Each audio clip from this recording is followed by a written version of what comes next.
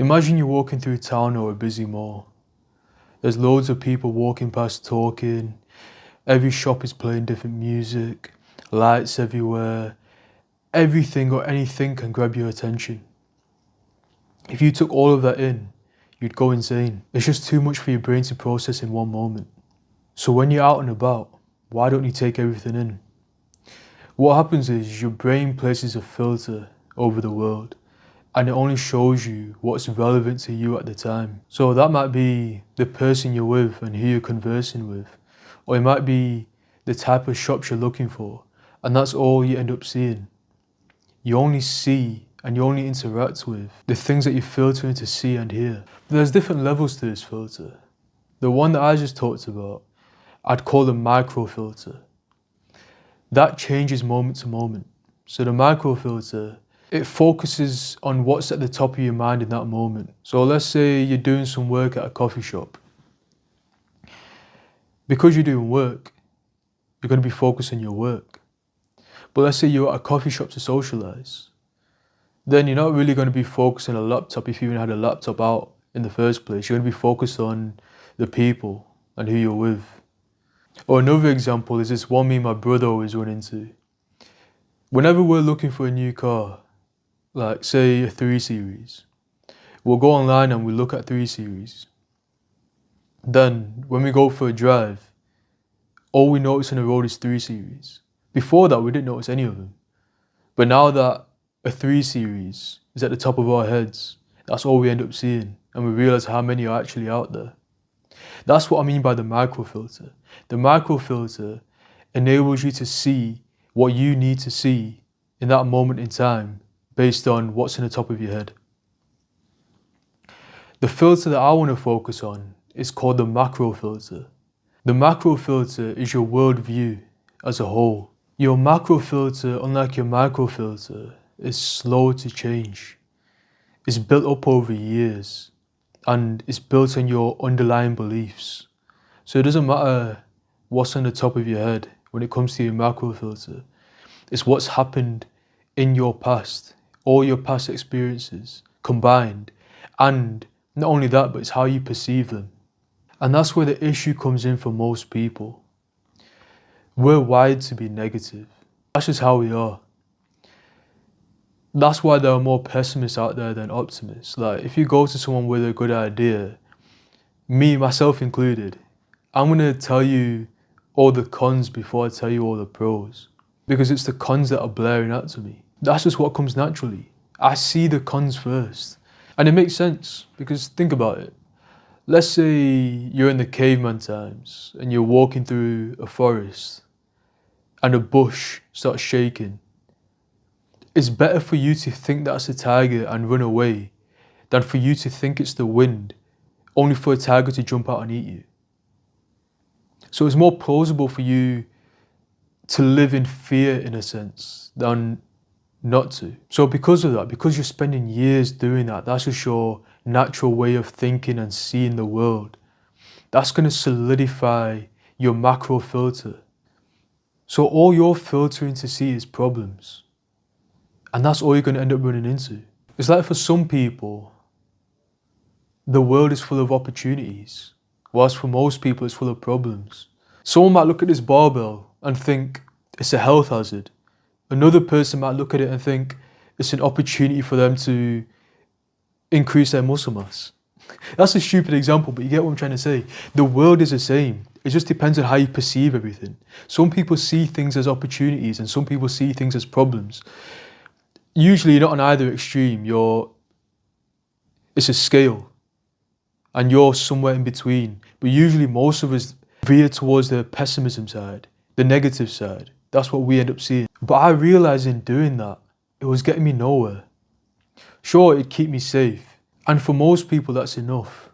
But it's not for me. What I'm getting at is, we're pessimistic because we're wired to survive. But the world's changed. It's not a problem of surviving anymore. We've got a problem of thriving. Like, if you're watching this, you have an internet connection. And if you have an internet connection, you probably have food on the table, you have water, you have a roof over your head, all your basic needs are met, you have healthcare, whatever. You're able to survive. You can't fall down that far anymore. Maybe some of you can, I don't know. But for most of us, we can't fall down that far anymore, especially if you live in the West. So why not take the risk? To survive, you need to seek and avoid problems.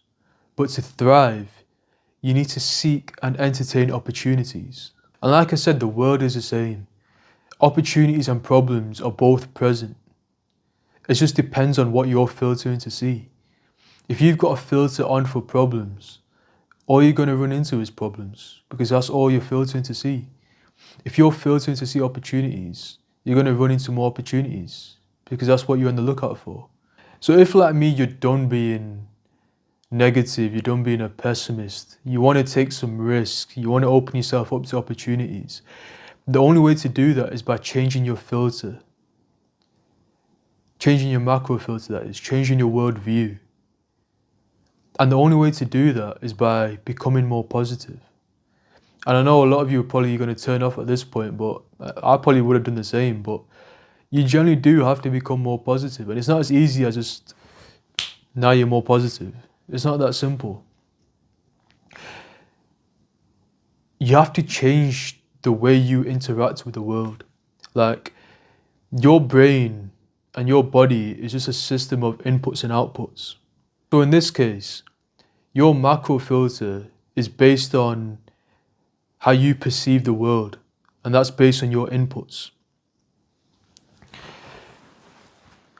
So if your inputs are the news, for example, the news is always the same. It's always negative. There's always a war going on. There's always famine. There's always an explosion. It's the same throughout the years. There's always some financial difficulty, whatever. It's the same. It's negative.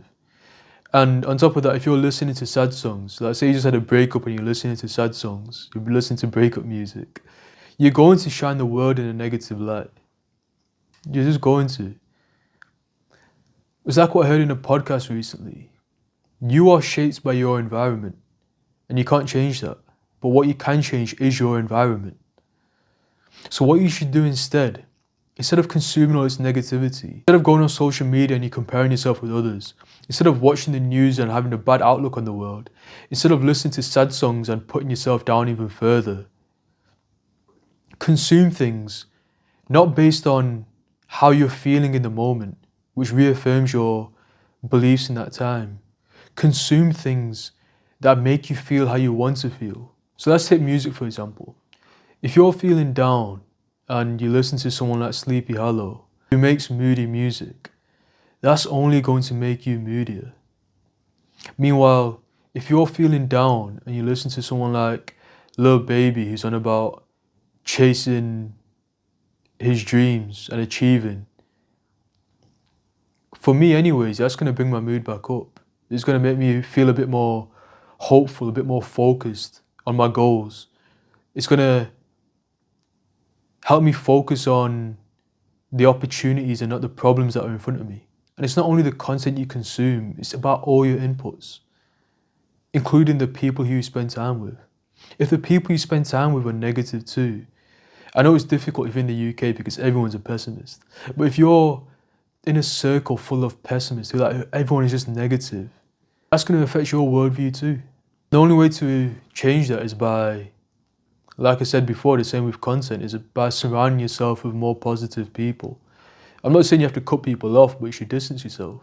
So over time, after you make these changes to the content you consume and the people you spend time with, as well as how you perceive the world, how you perceive the experiences you've been through, then your worldview will change and you start to see things in a new light. In essence, if you're looking for obstacles, you're going to run into more obstacles. Meanwhile, if you're looking for a path, you're going to see a path. Like I said, the world is the same. The path is there and so are the obstacles. You get to decide what you run into.